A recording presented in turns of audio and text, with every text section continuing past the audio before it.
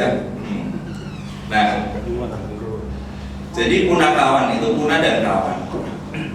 Di dalam punakawan itu ada 4 tokoh: Semar, Gareng, Petro, Bagong. Ternyata Pak, Semar ini itu berasal dari kata ismar. Biasanya orang Jawa itu kalau bilang is itu jadi se. Istanbul jadi Setambul. Itu khas. Ismar itu jadi Semar. Itu khas. Nah, Semar sendiri itu artinya apa Pak? Artinya dia itu paku. Paku itu kokoh. Ini hubungannya dengan tauhid. Bahwa semua agama itu ketika tauhidnya sama, maka perbedaan fikih nggak begitu menjadi masalah. Selama Islam, kita syahadatnya sama, sholatnya sama, ya Islam. Mau fikihnya beda-beda dikit nggak masalah. Mau pakai kunut satunya mau pakai kunut nggak masalah. Karena apa? Fikihnya, tauhidnya, pakunya itu masih sama. Selama masih sama, kecuali kalimat syahadatnya ditambahin. Nah, udah itu selesai Pak urusan. Tetapi ketika pakunya ini masih sama, kita harus tetap menganggap dia adalah seorang muslim. Yang kedua, gareng itu disebut nolok gareng. Itu adalah dalam bahasa Arab disebut nolok korin. Apa artinya? Korin itu kan teman dekat. Kalau seandainya bapak-bapak ada yang jin ya, yang disebut korin.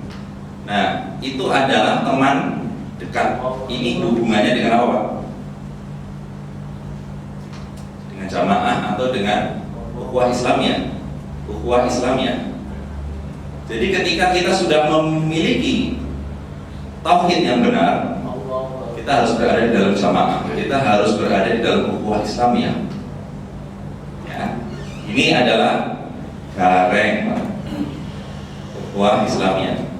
Kemudian tokoh berikutnya adalah Petro. Petro itu dari kata Arab yang disebut sebagai fatruk. Fatruk itu sebetulnya istilah di dalam syair Arab adalah fatruk ulamin siwalidi, artinya meninggalkan kecuali Allah. Ini juga hubungannya ke tauhid Pak. Ya. Fatruk itu sifatnya adalah meninggalkan selain Allah, ya kan? Kemudian yang berikutnya adalah, nah, Fatruk ini meninggalkan selain Allah ini. Petro itu terkenal dengan apa Pak julukannya? Kantong bolong. Kantong bolong itu apa? Kantong bolong itu sebetulnya orang yang harus berzakat. Untuk meninggalkan segala sesuatu, kadang-kadang kita harus melakukan sesuatu.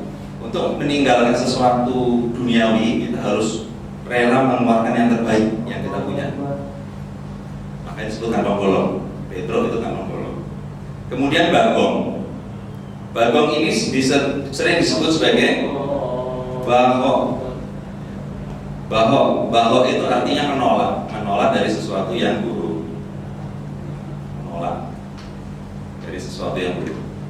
Jadi ini semua tokoh punakawan ini adalah tokoh-tokoh yang diciptakan sebetulnya dari bahasa-bahasa Arab.